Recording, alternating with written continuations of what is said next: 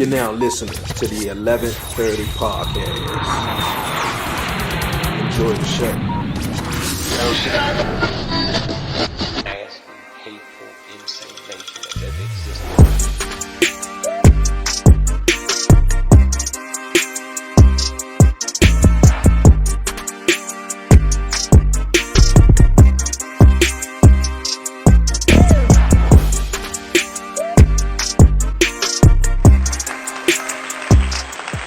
Yo, what it do, everybody? It's your man Dre, aka Dre on Wheels.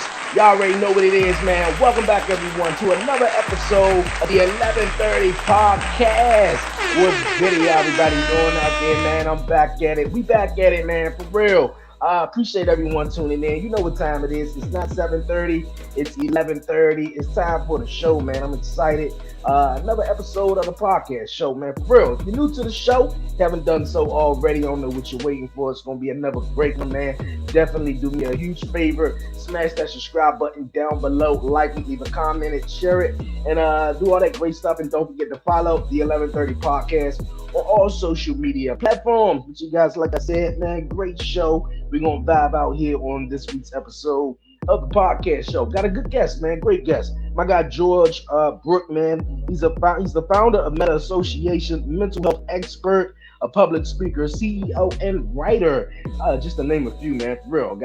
My man got some great things going on. He's going to be joining me here on this week's episode of the podcast show, man. For real. We ain't going to waste no more time. We're going to bring on my dope guest, my real dope guest, my guy, George. We're going to bring on George. George, what's going on with you, my guy? All right. How y'all doing today? Hey, how's it going? I'm blessed.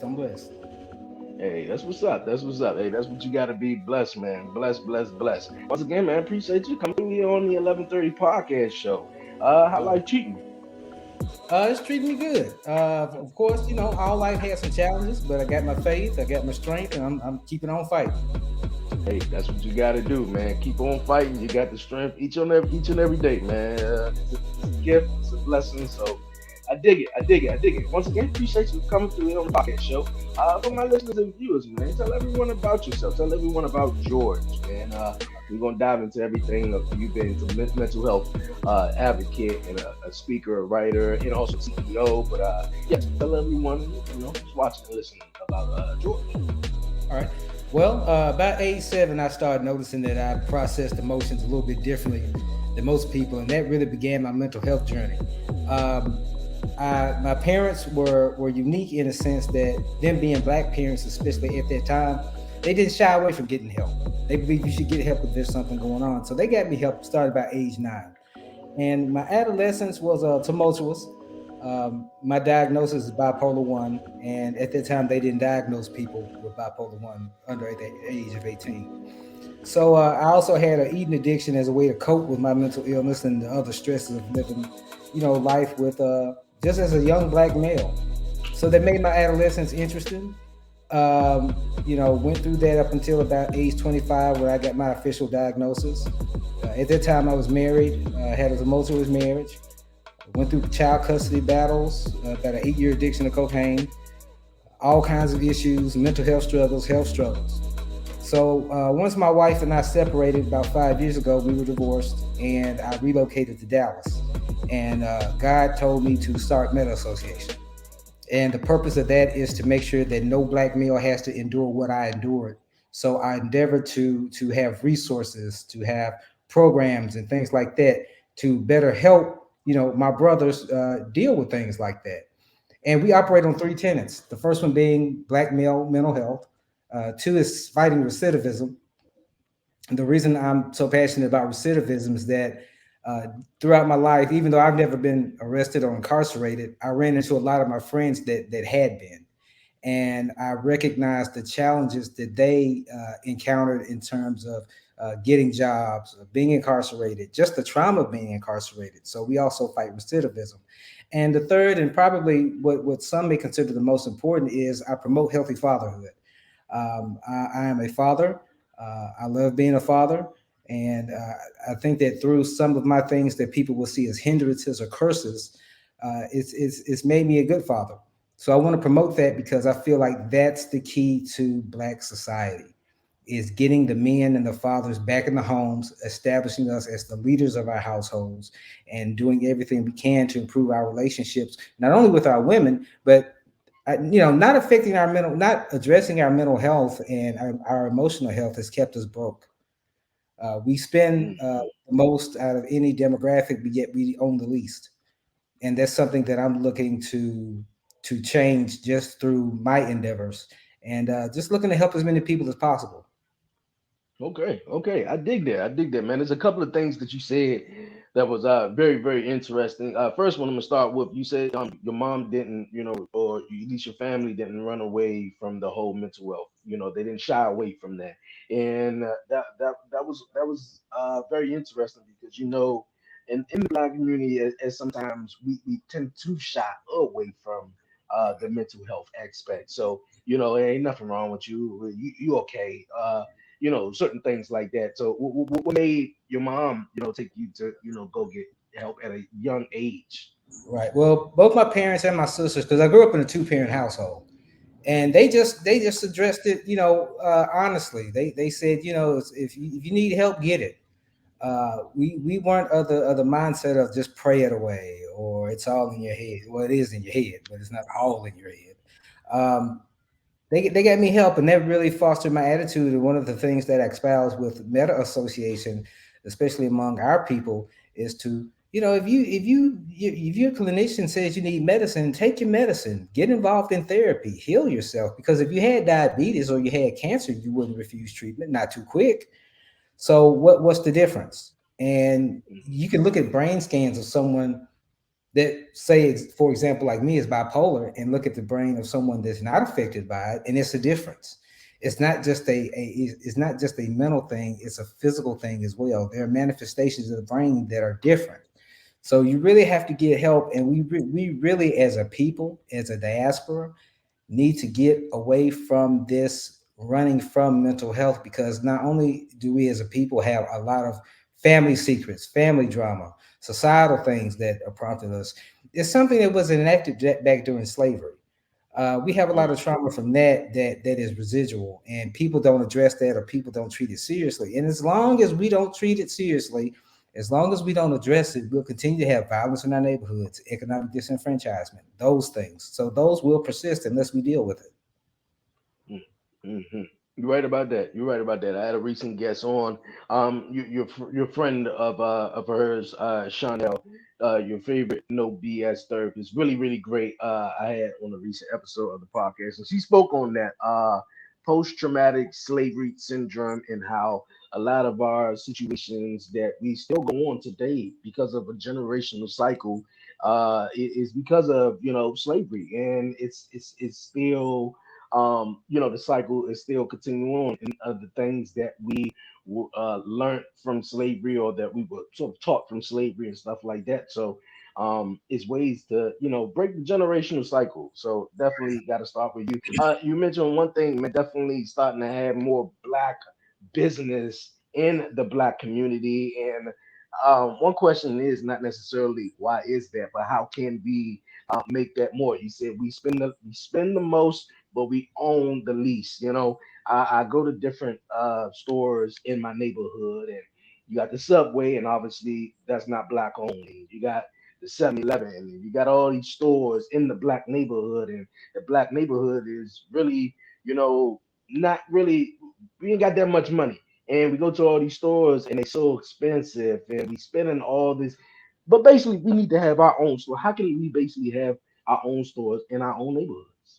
First of all, Um, by educating ourselves financially, that's one mm, area that we really need to address is educating, especially our young people, in terms of credit, finance, how to use your money and leverage your credit in a way to build something that's going to be sustainable for yourself. Instead of being consumers, we need to be producers, and we have to change our mindset. Um, I have no ill will toward another culture that comes into the neighborhood and builds a business because they do work hard. So we have to stop that. We have to stop the hate, but we have to build ourselves. A lot of times, people like if you look at any black neighborhood, they have a corner store, they have a convenience store that's usually owned by someone that's not black, and there's Hmm. resentment toward them. Why should there be?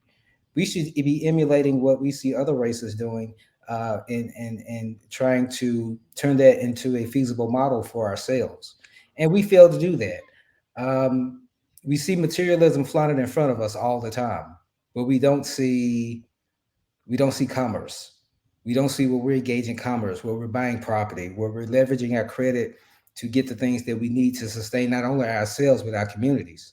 And a lot of it is why I really preach about, um, not preach but pontificate about establishing the black male as the head of the household. This started back during slavery.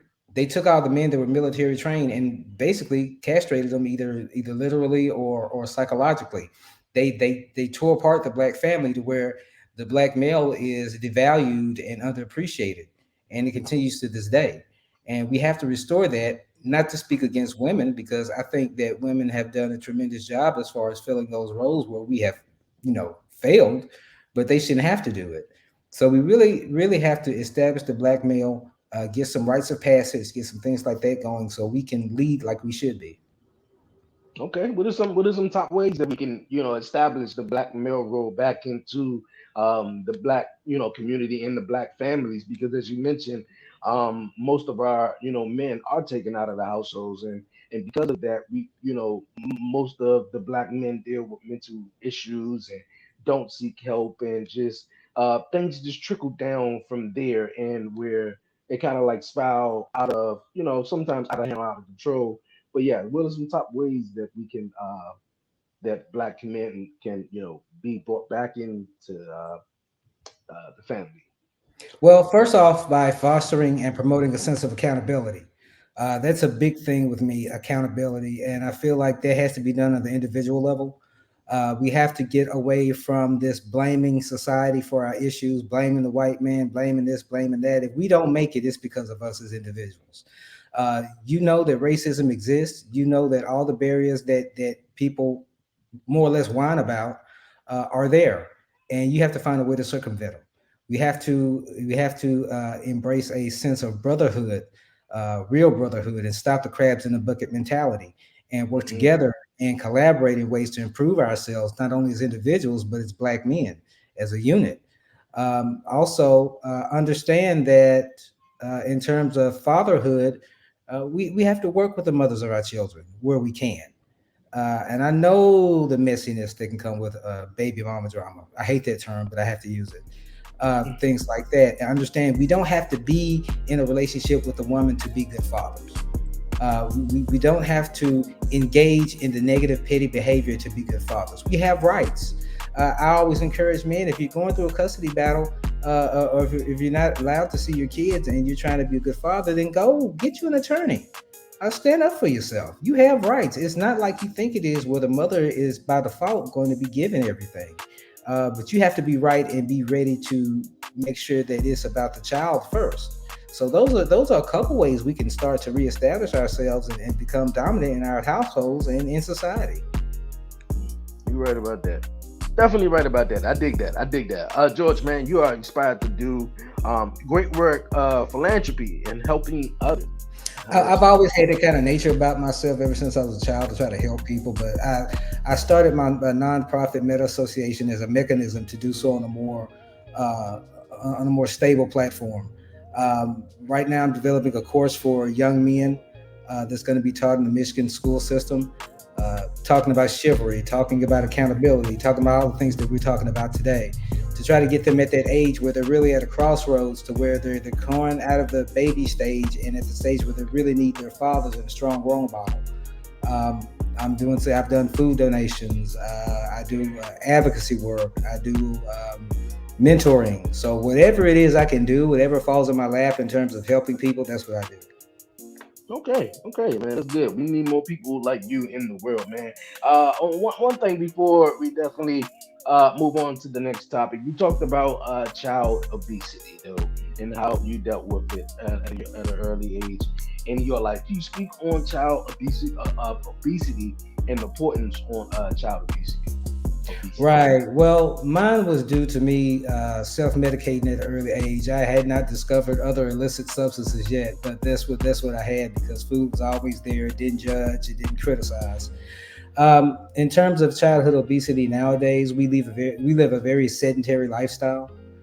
We need to get to where we're walking more, where we get our kids more active, and that affects a lot of times the child's mental health. A lot of our children grow up in broken homes and things like that. So um, food becomes a crutch. No different than cocaine, no different than alcohol, no different than spending, no different than sex. It's just a mechanism that a lot of children use, and that's really a lot of why childhood obesity persists. And it's also teaching good habits. Uh, a lot of times, if you have an obese child, you have an obese parent, and that really works to the detriment of their health. And not to mention the societal changes and the societal stress of dealing with that.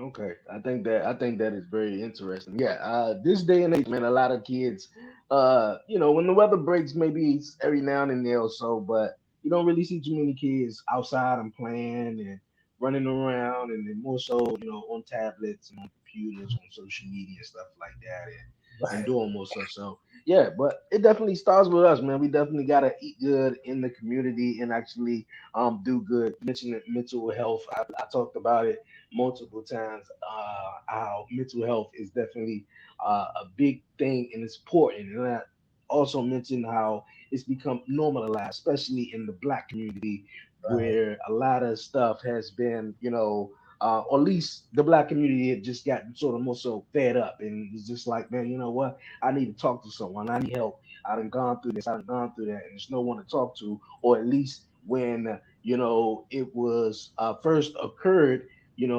people tend to be like, oh man, like I said in the beginning, though, you're not tripping. It's just in your head. You don't need therapy. So, how do you feel about the black community more so normalizing mental health and going to go talk and speak to someone and dealing with issues and stuff? Well, like you said, we have to normalize it. We have to make it where it's not unusual. We have to make it where it's not perceived as a weakness or a flaw. I'm a big advocate for therapy. For a long time in my care, I kind of shied away from therapy, but I got in therapy 5 years ago and it changed my life. Um, the thing is, we say, well, I don't want to tell a stranger all my business. That's not a stranger, that's a professional. But we go to the barbershop and we tell everything. Go to the beauty shop, we tell everything. And all it does is get circled around the neighborhood where everybody knows your business. Why not talk to a therapist that's trained and qualified to assist you? And if you still feel a way about letting people know that you're in therapy, you can do televisits. You can do it anonymously, but get some sort of help. Get yourself in some sort of therapy, even if you don't have a diagnosable mental health condition. We all have trauma. We all have things that we have not dealt with, and it affects our relationships. And like I said, it affects our pocketbooks. So we really need to kind of be more progressive thinking, and get that addressed. Okay, definitely. We definitely got to do some more progressive thinking then. Get some things addressed though. Like I said, you're the founder of Meta Association. We should go there right there. Also, with helping individuals and trying to provide better resources for the Black community and other individuals though as well. Right, because we focus on the black community. I've gotten calls from people from the UK and helped them. So I help everyone. But me being a black male, I have to take care of home first. So that's what I'm Okay. doing. But my goal, not only with Meta Association, but in my life, is that when I leave this world, I want to leave it better off than when I came in. Um, and if I can just affect one person, and one person hears this and they feel emboldened to get therapy or think about that issue, then I've done my duty. But I'm just trying to help as many people as I can, one at a time. Okay, okay, cool. Gotcha. I'm a new dad, and I have a little man now, man. He's about 8.5 months, close to 9 months now, man. What's been some, biggest challenges, for you? Because I know you talked about how you dealt with mental health and also with your son as well. But what been some of the biggest challenges you have faced and also overcome Well, I being have a a fatherhood? yeah, I have an 18-year-old son that's also diagnosed as bipolar, The biggest challenge has been, well, challenges, because there are several, has been dealing with his relatives and things like that impeding his care. Um, not everyone is going to be progressive thinking and feel as though you need to get care. So that's been a challenge. Also dealing with the challenges of him being just a young man that's bipolar and sometimes being resistant to care, and sometimes having to pull the daddy card and say, no, you are doing this. And but the biggest challenge has been preparing him for life, um, when he's no longer under my wing, knowing the challenges he's going to face, knowing the ridicule that he's going to face, knowing the things he's going to run into, and making sure he's prepared for that. So those have been some of the biggest challenges. But I've tried to lead by example. Children don't listen to what you say, no matter what you say or how you say it. They look at what you do. So I try to lead by example. I'm always compliant with my care. I go to therapy. I do what I need to do to make sure that I'm well, and hopefully he's learned from that, and will his behavior will embody that in his adult life. Okay, I dig that. I asked that question, because I'm a young dad, and just asking other black men, what type of challenges and also how fatherhood has been to them, because as we talked about it, how the black man is taken out the household, or they've been incarcerated, or so many different avenues and situations though, but um, black men and fatherhood is definitely important, and it starts with us, so that our young boys and young men, which they're going to grow up to be young men, so they can have a clear mindset, a better understanding what a man is supposed to do, and what a father is to them, and teaching them responsibilities, not only that, but accountability as well at a young age, because well, once they get out into the world, man, it's like you could do all you can, under your roof, and to them and teach them. But once society, like they go to school or whatever the case may be, influenced by their friends or whatever, though, you just gotta, be on top of that, and just be the dad. Yeah, you have to be there. You have to be Hmm. involved. You have to spend time with them. One big thing is, when you spend time with the kids, do something they like to do. That's how you get to know them. Like my 12-year-old, he's a heavy gamer, so we game, we play chess. That's that quality time. And a lot of guys think, well, as long as I'm paying my child support or giving money, that's enough. No, it's not enough, because the child won't remember the money. They don't remember the time you spent with them. And that's something that's important. We have to change. We need to change the child support system. It's more punitive than anything. We have to fight for fatherhood reforms. We have to make sure that our rights are listened to. That, it's sad that most men have to actually fight for the rights to be a father. That's something I had to go through for a while. So we have to be willing to do that. Like I said, a lot of times I hear horror stories from other men. I can't see my kid, or she tells the kid this or that about me. Get an attorney, and fight for your visitation. Get your time with your Hmm. child. Ignore her, forget her if she's being combustible, and just worry about your child. Or try to form a friendship, or at least a good parenting relationship with her. My ex-wife and I had an ugly divorce, but we're friends now because we got over our own individual pettiness, and remember that it's about our son. And once we did Hmm. that, we had a friendship that's blossomed. So, don't ever say, well, she did this, she did that. It's too far gone. Don't be like that. You have to be hopeful, but you have to be willing to accept that maybe that relationship is over in the form that you thought it was in, and just keep your focus on your children, because that's what they will remember. Hmm.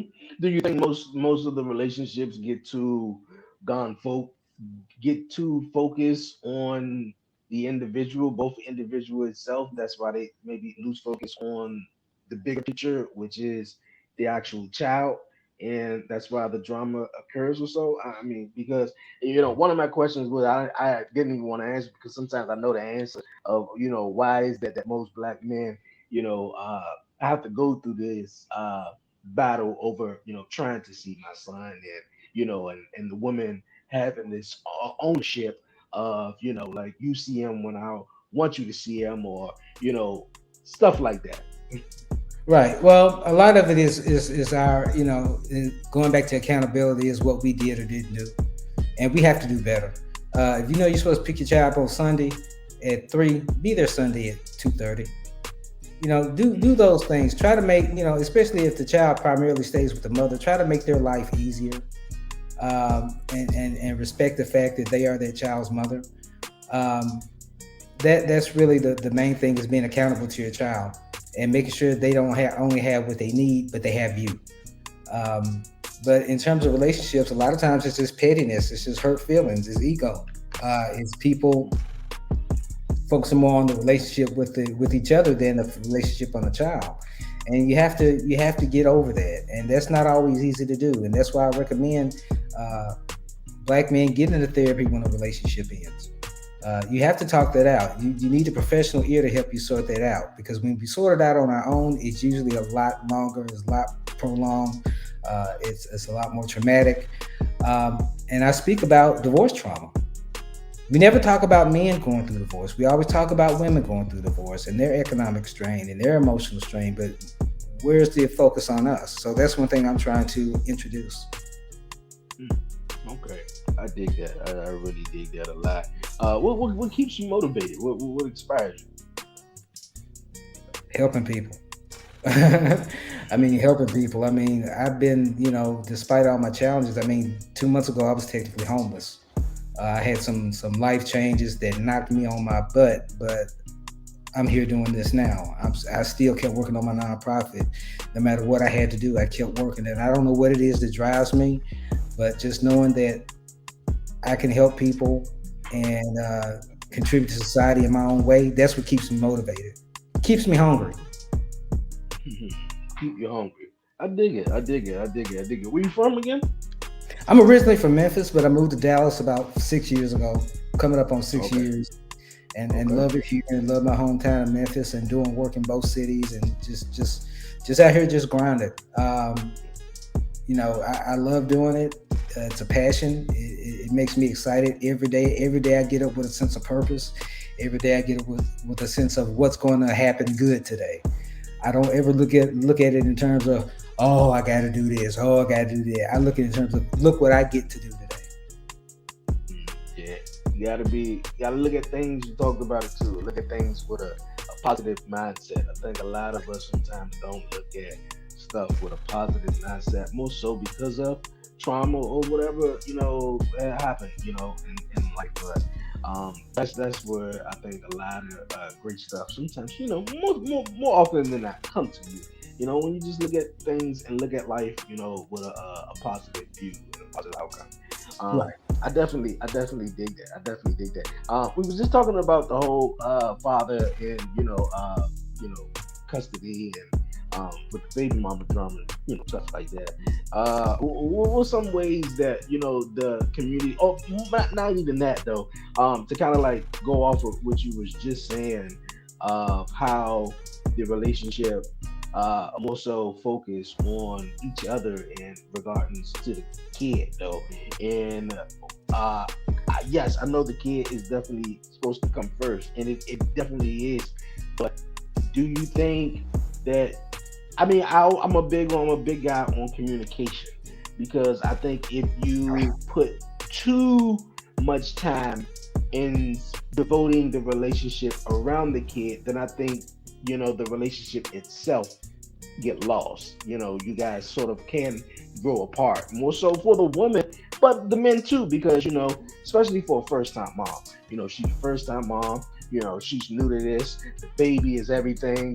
So if you spend all the attention, giving all the attention, straight up to the baby, and just forget about sort of the relationship, and balancing is the key of that, because balancing is the key to that. But yes, what's your thoughts on that? One thing is, we as men have forgot how to court women.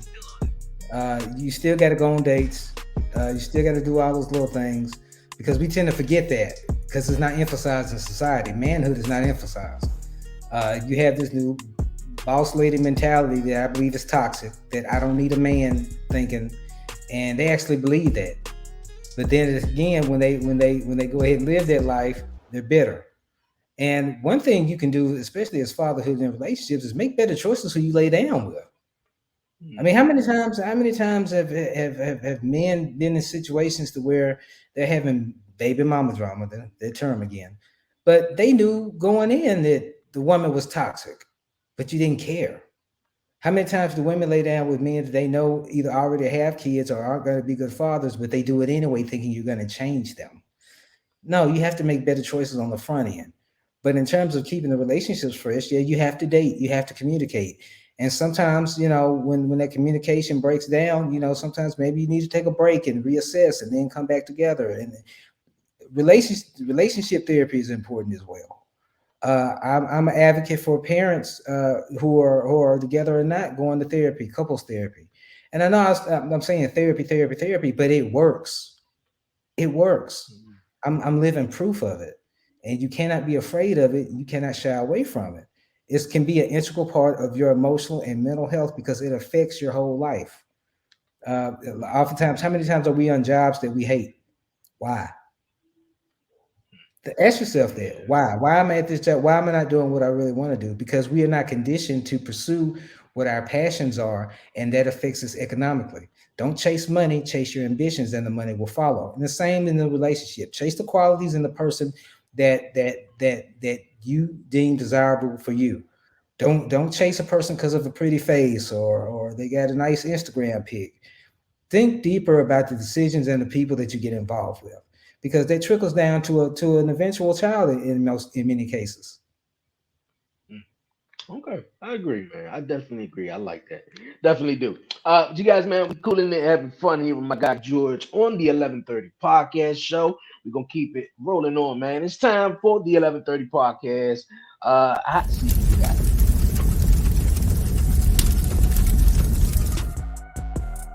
All right. George, it's time for the hot seat. Got 6 questions for you. We gonna roll with it. You ready? Right.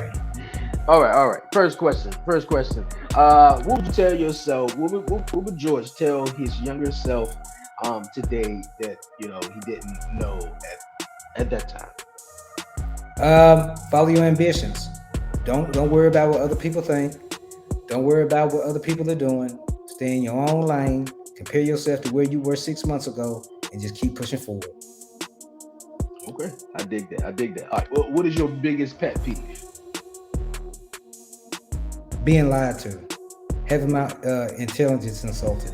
Those are two things I just can't stand. Okay. What is your favorite movie? Oh, current or all time? Both. Current, probably the Batman. I'm a huge Batman fan. I'm a huge comic book geek. So right now, that's my favorite current. But all time, probably Seven Samurai, Japanese film made in the '50s by Akira Kurosawa. I watched it. It's a good manly movie. It's beautifully made, beautifully shot, wonderfully acted. I recommend anybody to see it. It's about 3.5 hours long and it's subtitled, but it's a great film. Okay. I dig that. What do you do on your free time? What is the best thing to relax yourself on a free time after work or just on a long day? I'm a huge wrestling fan, so I watch wrestling. I play my Oh Nintendo wow. Switch. Yeah, I do things like that. Play chess. I just try to relax and decompress. So usually something gaming related. Okay. What type of games you did like? What type of games you in? RPGs, role playing games. A lot of the Japanese role playing games that came out in the '90s. I'm fans of those because they Okay. kind of get engrossed in them. So Okay. Final Fantasy VII, stuff like that. Okay. Cool. You said wrestling though. You been a big wrestling fan? All my life. I'm from Memphis, where wrestling was an institution. So Oh it's man. actually, yeah, Hey, it's funny that you said that too, because once you said that, I was like, oh yeah, you got to be a wrestling fan, man, because Jerry the King Lawler, just yeah, was the Memphis King of yeah. Memphis though. So that's what's up, man. That's what's up. WrestleMania. Yeah, man. Last night was good. The first last night was night one. It was tremendous. So I'm looking forward to night two tonight. If I got time, I got a lot of work to do, but I'm gonna fit it in to one way or the other. Hey man, that's what's up. That's what's up. When you got time, man, definitely check it out. I'm a big wrestling fan, man. So I love it. I definitely love it. All right, next question though. If you can go any place in the world right now, where would you go? Tokyo.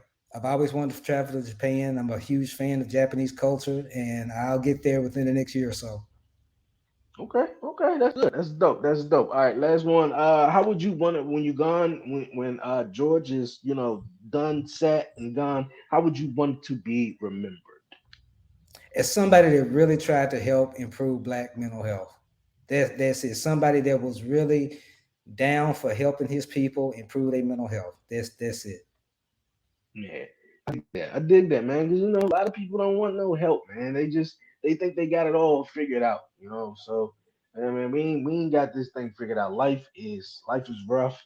Life is hard, man. So, if you got some things that I could benefit from, or if you could share that could help me on this journey, or me and vice versa, helping you in this journey in life.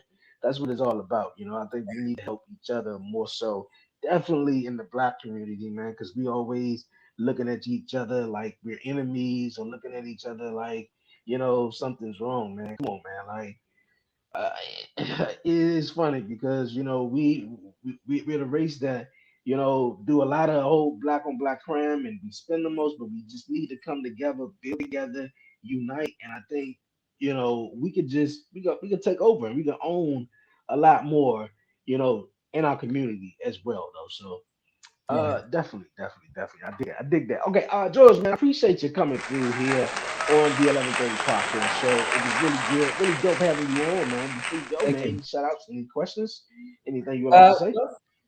Well, I'll be on the Men and Women of Purpose tour held by Sabrina Ford. We're going to be in Tyler, Texas, June 19th. I have a radio show debuting on April 3rd called The Meta All right. Mindset on Next Level Radio, Internet Radio. Of course, my nonprofit, metaassociation.org. You can go there and find ways to support and donate. We're always looking for donations because it's difficult running a nonprofit, especially post pandemic.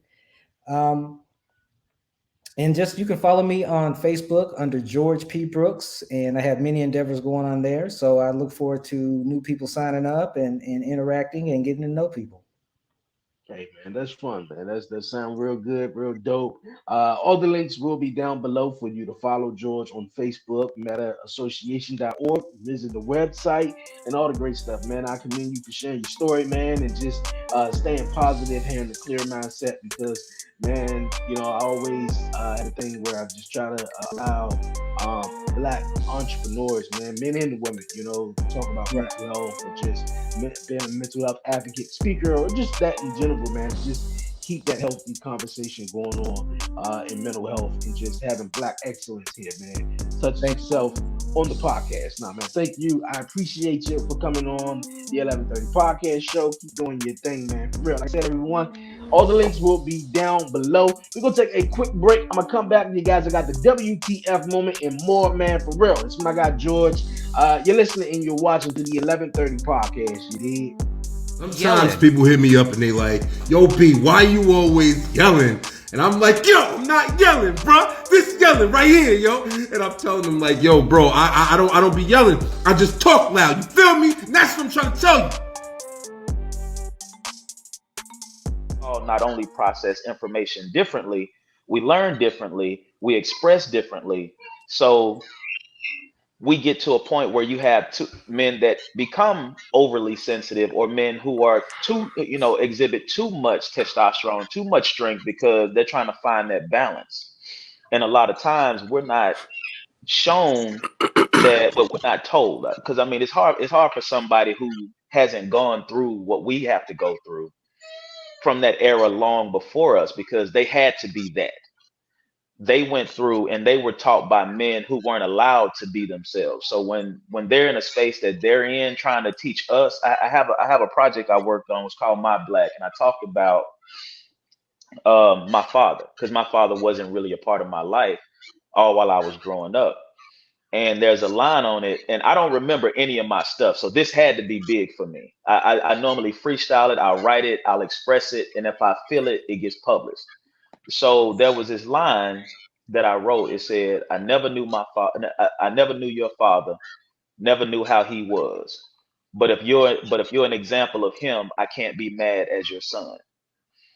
So the thing about it is, we get taught so many different things as men, but we're never taught how to be ourselves and try to figure out who we are so we can be strong, know when to be submissive in relationships, know when we should take the lead, know how to take a partner, understand what it means to actually coexist with another person and not feel minimalized, not feel demeaned, not feel like we don't have to be on the defense because our minds are in so many different places, even as men. And a lot of times they'll say women mature faster. But the thing is, we all suffer from that same issue of somebody telling us how we should be, whether it's people learning something from what they went through or them getting to a point as to where what didn't work for them, oh, it's got to work for you. Let me try it again. And then we become a project of everybody who raised us and everybody who knows who we are. And now we're just pieces and parts of everybody else's vision but our own. And as men, we can't afford We back here on the 11:30 podcast show. Appreciate everyone sticking with me throughout the break, man. Yo, George, thank you so much for coming through here on the 11:30 podcast show. Really awesome having you on. Once again, shout out to Chanel, your favorite no bullshit therapist, for also been on the podcast a couple of weeks ago. I know my guy George hit me up when Chanel had came on and was like, "Hey, yeah, you had my buddy on, man. She's really awesome." And I was like, "Yeah, man, she is dope, really great." George was awesome. Thank you for coming through here on the 11:30 podcast, man, chatting about childhood obesity, mental health, fatherhood, and so much more. Great, great having you on. All the links will be down below so you can get at George and follow George and everything, man. Great, great having you on. Once again, man, yo, before the break, I said, before we wrap it up, we got the WTF moment, man, for real. So let's get into it. We ain't gonna waste no more time. It's time for the WTF moment of the week. Yes, WTF moment of the week. Yo, man, Monday night on Raw, you guys. Yes, WTF moment out of wrestling, man. I just say I couldn't wait to talk for wrestling to chat about this. I'm not gonna be long, but for more on it, you guys, tune in this Friday, 1 p.m. Eastern Standard Time, 12 noon Central for the 11:30 podcast, Talk Pro Wrestling. But yo, WTF moment on this week's episode of the podcast show. Yo, Triple H, Paul Triple H Levesque, who's the COO and the head creative of WWE. My guy Triple H, man, revealed the new World Heavyweight Championship on Monday Night Raw, and it had everyone talking about it, had everyone ablaze, man. And boy, oh boy, does this title look amazing, man. It looked like the Intercontinental Championship and the World Heavyweight Championship got together, and this is what we got right here. We got this title. It's marvelous. I loved it. I just thought, I didn't think that they was just gonna, announce a new championship. I really didn't. I was just like, okay, what does Triple H have to say? But WTF, you guys, we have a new World Heavyweight Championship. The old World Heavyweight Championship was retired back in 2014, 2015. I'm not quite sure. Between Randy Orton and John Cena, and that's when they came up with the new undisputed WWE, the new WWE Championship. But yeah, man, with speculations for a long time bringing back the big gold belt, and they updated, they brought it back in a way, but they updated it. But they didn't necessarily bring it back. But it's a new look. It's called the World Heavyweight Championship. It got similarities of the old belt, but definitely a lot of similarities of the Intercontinental. I talked about it in a post on my Facebook, Joe, because I seen people was a little upset about the W being in the middle and stuff. That's a branding strategy, it's sort of WWE to put that there. When you see that logo, somebody talking about wrestling or wrestling is about to come on or something. But yo, man, real fast though. A lot of people say, yo, man, they created this championship for Cody Rhodes. Ah, I had so many. I was going back and forth with this on Monday night, and I was like, well, I still believe Cody is going to have his, well, not necessarily his rematch, but I think he's going to get a rematch, maybe at SummerSlam, maybe next year WrestleMania against Roman Reigns. I'm not quite sure though. But if they created this title for Cody Rhodes, I don't think he's winning it off the bat though. I think the first champion it should be is Seth Rollins. He freaking deserved it. Not just the fans say he deserved it, but I believe he deserved it all the way, man. Then Cody Rhodes could be Cody Rhodes versus Seth Rollins for the World Heavyweight Championship at Night of Champions. Marvelous. But Seth have to win. Cody cannot go over on Seth Rollins again and keep building that storyline where Cody is building himself as the underdog. He's reaching from under to try to climb up and become the world champion and stuff like that. But Seth Rollins and Cody said it in his promo on Monday Night Raw. Man, everyone in Chicago lifted him up and carried him on his back and sort of got him through that match. And maybe some of that is true. But I believe that it was Seth Rollins, physically, who really got you through that match and carried you and made you look like a star that he is, but a bigger star, going out there with a torn pec, man. Like, never seen that day in my life, though. But I mean, Seth Rollins deserves for that championship. It's so many contenders now that you bring out that championship. And tune in to Talk Pro Wrestling. I'm going to talk more on that they brought this title up so that they just took one of the titles off of Roman Reigns. I'm not sure. We're going to chat with that a little bit more on Talk Pro Wrestling this week. But it's so many contenders that could win it. You got, like I said, Seth, Cody is one, AJ Styles is one. We don't know who's going to come over from SmackDown to Raw in the draft. Gunther is one. LA Knight could be one. He's possibly, rumored to win Money in the Bank. I'm not sure. Big fan of LA Knight. Um, Finn Balor, this opened up so many opportunities because we know how rich the WWE Championship in its history is, and not everyone win the WWE Championship. And during that period of 2002 to about since they retired, it gave other opportunities for guys. We've seen Alberto Del Rio, even though he won the WWE Championship, but we've seen guys like Dolph Ziggler, who never won the WWE Championship, hit his highest moment in his career by winning the World Heavyweight Championship. We've seen Jack Swagger win the World Heavyweight Championship. We've seen many guys win the World Heavyweight Championships. Batista, Undertaker. We talking about in the Ruthless Aggression area, how man, like it was on and popping there, but yo, man, I'm digging it and I'm loving every single bit of it, man. Like the new World Heavyweight Championship is here to stay, you guys. The silence is going on in the background, so hey, look, it must be important. Man, for real. All seriousness though, man. This was a great show. WTF moment, man. New World Heavyweight Championship. That is something else. But I will be talking about that more, you guys, this Friday on Talk Pro Wrestling. So definitely tune in for that. Once again, shout out to my guy George P. Brooks for coming through here on the 1130 Podcast Show. Definitely dope having you on, my guy. But before I head on out of here and go, don't forget to follow the 1130 Podcast on all social media platforms. Follow me on Twitter at the 1130 Podcast. Like the 1130 Podcast on Facebook. Haven't done so already, definitely subscribe to the 1130 Podcast here on YouTube. Follow me on Instagram at the 1130 Podcast _ and on TikTok at the 1130 Podcast. Woo! Okay, I think that's all, man. For real. Yo, man, I'm not done yet. I got another episode coming up right after this. Back-to-back Wednesday, man. Commission talk later on. This is later on today, live, 5 p.m. Buzzing with Marlo. Shout out to my guy Warren Marlo, and also Off the Top Road Podcast. Hashtag Commission Talks, man, for real. But yo, man, until next time, until the next episode coming up. Yo, it's your man Dre, aka Dre on Wheels. Stay blessed, stay safe, give all the glory to God, man. Out.